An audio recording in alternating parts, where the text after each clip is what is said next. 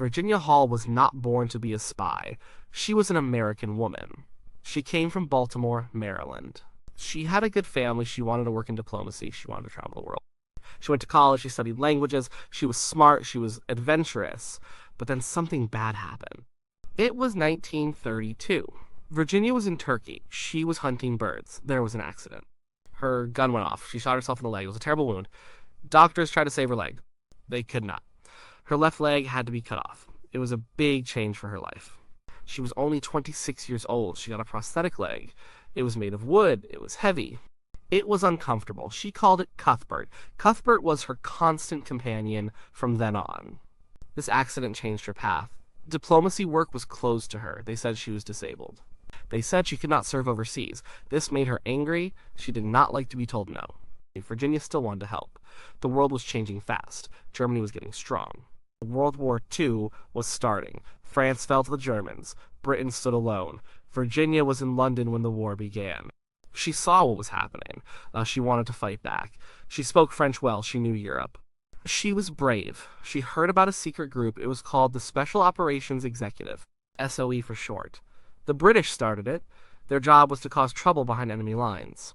They sent spies into occupied countries. They blew things up. They helped local resistance. It was dangerous work, very dangerous. Virginia went to them. She said she wanted to join. She told them she could help. They looked at her. They saw her wooden leg. They were unsure. Could a woman with a prosthetic leg be a spy? In enemy territory, it sounded impossible. But Virginia was good at convincing people. She showed them she was strong. She showed them she was smart. She showed them she was determined. She could move well. She could blend in. She promised she would not let her leg stop her. She promised she would work harder than anyone. They decided to give her a chance. It was a big risk for them. It was an even bigger risk for her. She was going into a war zone. She was going to be a spy. She was going to fight the Germans, and she would do it with Cuthbert, her wooden leg. This was how Virginia Hall became a spy. It was not what she planned, but it was what she became. She trained hard. She learned how to use a gun. She learned how to send secret messages. She learned how to avoid being caught. She learned how to survive. The training was tough for everyone. It was even tougher for her. Her leg hurt sometimes, but she kept going. She never stopped. The SOE saw her potential. They saw her courage. They saw she was special. They gave her a mission. Her first mission would be in France, occupied France. She would be one of the first female agents sent into France. It was a huge assignment. She was ready, or as ready as anyone could be for such a mission. She knew the risks. She knew what would happen if she was caught. She knew the Gestapo was ruthless. But she did not care. She wanted to help. She wanted to make a difference. She packed her bags. She prepared her mind. She put on Cuthbert. And she got ready to go to war. This was her new life. A life of secrets. A life of danger. A life as a spy. Virginia Hall landed in France in August 1941. She went by a fake name. She had a fake identity. She was a journalist. That was her cover. It was a good cover. Journalists travel a lot. They meet many people. They ask questions. This fit her mission. Her real mission was to build a spy network. She had to find people who hated the Germans. She had to train them. She had to get them ready to fight. She had to organize them. This was a huge job. She was mostly alone at first. She settled in Lyon. It was a city in the south. The Germans did not fully control it yet. This was called the unoccupied zone. But the Germans were everywhere. Their power was growing. She had to be careful all the time. Her wooden leg, Cuthbert, was a challenge. It made walking long distances hard. It made moving fast hard. But Virginia used it to her advantage. People saw a woman with a limp. They saw her struggle a bit. They did not see a spy. They did not expect a disabled woman to be a secret agent. This was her best disguise. It hid her true work. She started small. She found a few trusted people. A hotel owner, a shopkeeper, a priest. They became her first contacts. They believed in her. They believed in freedom. They wanted to help. She taught them how to be spies. She taught them how to send messages. She taught them how to hide things. She taught them how to get information. She built a network called Heckler. It grew fast. Virginia was good at this. She was a natural leader. She organized safe houses. These were places where agents could hide. She set up drop points. These were places to leave secret messages. She found ways to get messages back to London. She used radios. She used couriers. She used her wit. The dangers were real. The Gestapo, the German secret police, was very active. They were always looking for spies, they tortured people, they killed people. Virginia knew this. Every day was a risk, every meeting, every message. But she kept going, she moved through the city. She met her contacts, she collected information, she sent messages, she helped down Allied airmen. She helped them escape France. She did many things. Her leg made her slow, it made her stand out sometimes. But it also made her memorable. People remembered the limping lady. This was a risk. But it was also part of her legend. The Germans were starting to hear about her. They called her the limping lady. They wanted her badly. She had to change her appearance. She changed her hair color. She wore different clothes. She tried to look like a different person. But the limp was always there. The wooden leg was always there. Cuthbert was always with her. She sent many important secrets back to London. Information about German troop movements, about German defenses, about French collaborators. This information was vital. It helped the Allies plan their attacks. It helped them win the war. She also smuggled things, not just information. She smuggled supplies, radios, weapons, money. These things helped the French resistance fight. She used her network to move these items.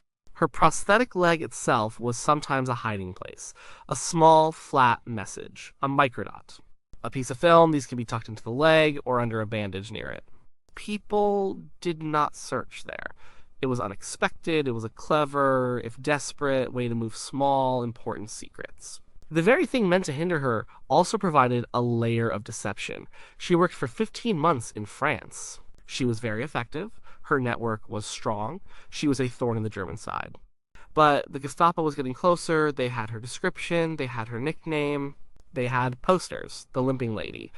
They knew she was valuable. They knew she was dangerous. It was time for her to leave. It was no longer safe for her in France. The Germans put out wanted posters for Virginia Hall. They called her the limping lady. They said she was the most dangerous Allied spy in France. They offered a reward for her capture. This was a very bad sign. It meant she had to go. The Gestapo was everywhere. Their net was closing in. Virginia decided she had to escape France. This would not be easy. The only way was over the Pyrenees Mountains. These mountains separate France from Spain. They are very high, they are very rough, they are covered in snow for much of the year. For someone with a wooden leg, this was an almost impossible task. Most people would have given up. Most people would have tried a different way, but Virginia had no other way. She had to go over the mountains. She sent a coded message to London. She told them her plan. London was shocked. They thought it was too dangerous. They wired back. Regarding Cuthbert, they wrote, "Do you think you can get him over the Pyrenees?" Virginia wrote back. Her answer was clear. "Cuthbert is no problem," she replied. "I'll manage." She meant her leg. She did not see it as a hindrance. She saw it as a part of her. A part she would take with her. She started her journey in late 1942. It was winter. The mountains were cold. The trails were icy. She walked with a guide. He was a local man. He knew the paths. It was a long, hard walk. Days and nights of walking. Her wooden leg rubbed. It caused pain. It caused blisters. She fell many times. The cold bit at her. She often felt like she could not go on. But she pushed through. She remembered why she was doing this. She remembered the people she left behind. She remembered the fight for freedom. She used the natural terrain to her advantage. She learned to hide. She learned to move quietly. She learned to endure. Her guide was amazed by her toughness. He had never seen anyone like her, especially not a woman with a disability. Her journey was more than just physical. It was mental. She had to stay strong in her mind. She had to keep hope. She had to believe she would make it. And she did. After days of incredible effort, she made it into Spain. She was safe from the Gestapo for now. But Spain was not free territory. It was neutral. But it was also friendly to the Germans. Virginia was arrested as soon as she crossed the border. She was put in a Spanish prison. But Virginia was clever. She had a story ready. She was an American journalist. She had gotten lost. She had illegally crossed the border. She used her charm. She used her intelligence. She convinced the Spanish authorities. She was held for 6 weeks. But then she was released. She made her way to the British Embassy in Madrid. From there, she went back to London. She was tired, she was worn out, but she was alive. She had escaped. Her time in France had been very successful. She had built a strong resistance network. She had sent vital information. She had helped many people. She had proven that a woman, even with a prosthetic leg, could be an effective spy. London welcomed her back as a hero. They saw her courage, they saw her skill, they saw her strength. But the war was not over. Virginia Hall was not done fighting. She would rest, but she would go back. She knew she had more to do. She knew her fight was far from finished. The Germans still occupied France, and she still wanted to help set it free. Her journey over the Pyrenees was legendary. It cemented her place as one of the bravest spies of the war. Virginia Hall did not stay in London long. She wanted to go back to France. She felt she had more to do. The British were impressed with her, but they were worried about her safety. The Gestapo knew her face, they knew her leg. It would be too dangerous to send her back, so Virginia looked for another way. The Americans had their own spy agency now. It was called the Office of Strategic Services, OSS for short. They were new, they were eager. Virginia went to them, she told them she wanted to go back. The OSS listened. They saw her record, they saw her courage, they knew she was valuable. They agreed to send her, but they needed to change her identity completely. She could not be the limping lady anymore. They gave her a new name, Madame LeBlanc. She had a new cover story. She was an elderly peasant woman. This was a good cover. An old woman would not be suspected of being a spy, but her leg was still there. She still had Cuthbert. She trained more. She learned new skills. She learned how to use a different radio. She learned how to send new codes. She prepared for her second mission. This time, she would go into central France. She would work in the Haute-Loire region. This was near the German lines. It was even more dangerous. She parachuted into France in March 1944. This was a huge feat. Parachuting with a prosthetic leg was incredibly difficult. She landed safely. She was back. Back in the fight. She was excited. She was ready. Her new cover worked well. She dressed like a simple farm woman. She wore wooden shoes. She walked with a noticeable limp. People saw an old woman. They did not see a spy.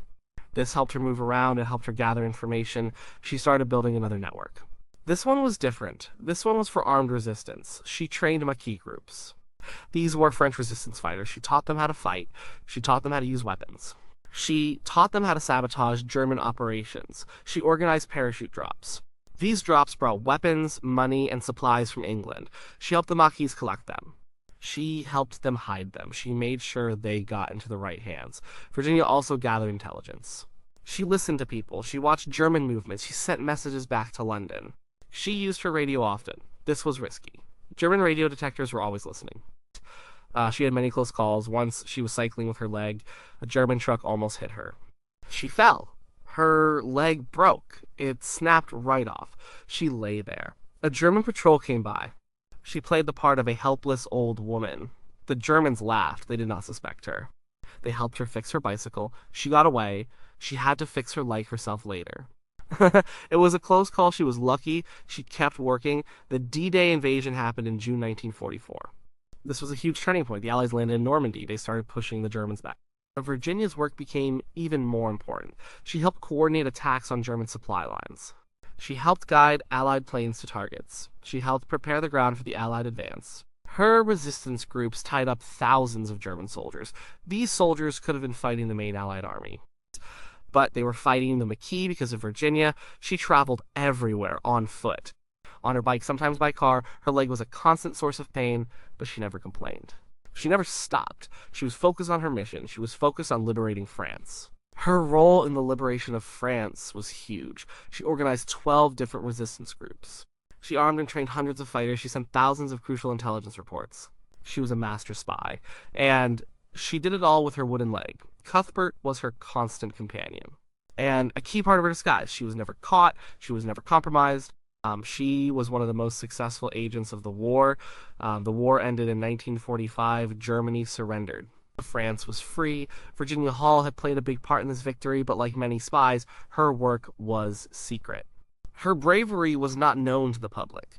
She was recognized for her service. The British gave her the Member of the Order of the British Empire. This was a high honor, but the Americans gave her an even higher one, the Distinguished Service Cross. This was the second highest award for bravery in combat. She was the only civilian woman to get it during World War II. General Wild Bill Donovan presented the award to her. He was the head of the OSS. He wanted to give it to her in public. He wanted to celebrate her, but Virginia said no. She wanted to keep her identity secret. She wanted to stay out of the spotlight. So he gave it to her in a private ceremony. This showed her humble nature. She did not seek fame. She just wanted to do what was right. After the war, Virginia continued to work for the U.S. government.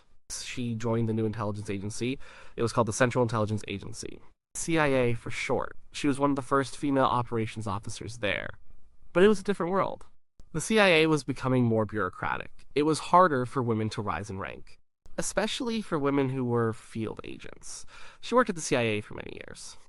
She did important work, but she often felt overlooked. Her contributions were not always recognized in the same way as her male colleagues. This was a common problem for women in intelligence at that time. She married a fellow OSS agent, Paul Goylet. They lived a quiet life. She retired from the CIA in 1966. She then moved to a farm in Barnesville, Maryland. She lived there with her husband. She raised cows. She lived a simple life after so much danger. Virginia Hall died in 1982. She was 76 years old. Her story slowly became more known after her death. More and more people learned about her incredible bravery. They learned about her dedication. They learned about the limping lady who outsmarted the Gestapo. Her legacy is important.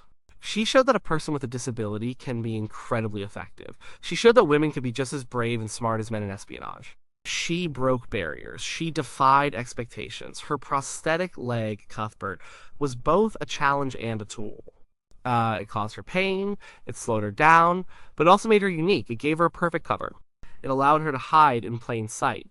It even let her smuggle small items, microfilms, coded messages hidden in its unlikeliest crevices. A place no one would think to look. The Gestapo agents looked for a spy. They did not look for a disabled woman. This was her genius. Her story is a reminder of the many unsung heroes of the war. People who risked everything. People who worked in the shadows. People who fought for freedom. Virginia Hall was one of the greatest of these heroes. She was a true spy, a true patriot, a true legend. Her life was a testament to courage, resilience, and an unbreakable will to serve. And it all happened, in part, with a wooden leg she called Cuthbert.